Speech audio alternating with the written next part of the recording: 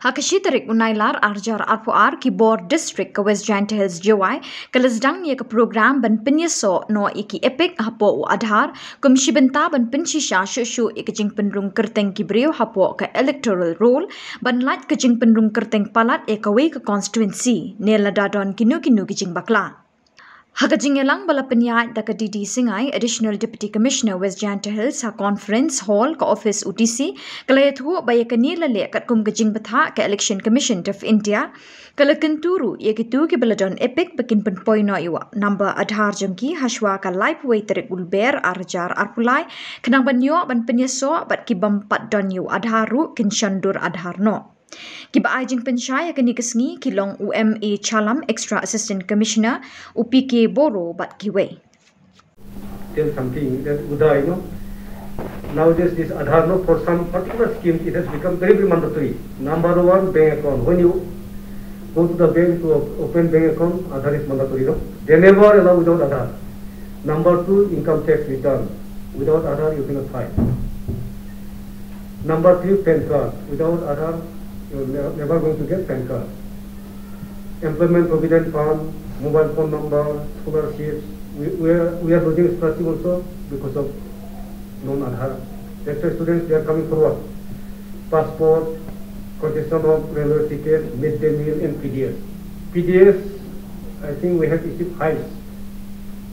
It's Addhar CD. I think we have provided 65 implemented.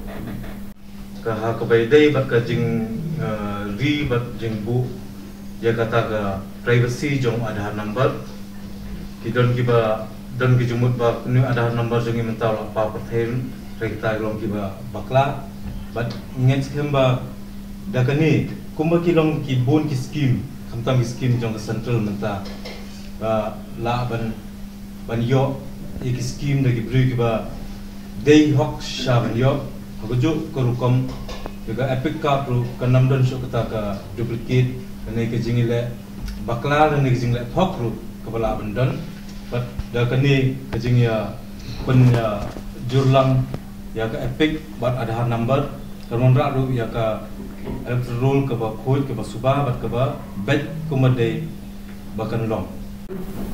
It is not mandatory, it is voluntary. It is voluntary as of now. Kempat ong kanu instruction bakan long mandatory.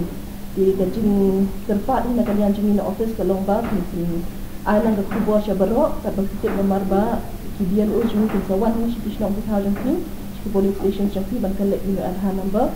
Di nakalian jumi terpat tak support baga cooperation jangki limba jangki political parties limba jangki di jangki di NSS students di baju long involved akibun programs dengan tepat untuk disapkan kena kubur dengan kajing collection dengan kajing collect ini you Addhar number ban authenticate ya ke entry ke electoral amba mendai bini penbor kata kan kawin kuat mungkin susu ni ba mendai kada kajing penbor kasyom pada kuat ban ai yang you Addhar number bila wat hadian bini la collect ru nakalian ke office ila yo kajing betha bini dai ban maintain ke secrecy but ke privacy jong elector yang tu Addhar number bagi collect mendai dengan action syakai mendai dengan maintain yang secrecy but the privacy yang tu Addhar number bagi collect mengada ke office buat dia kata la ada ke instruction kaba sani bha nang ba let CP dan gini electors di bawah boleh issue Addhar number mo dia punya dung Addhar number dia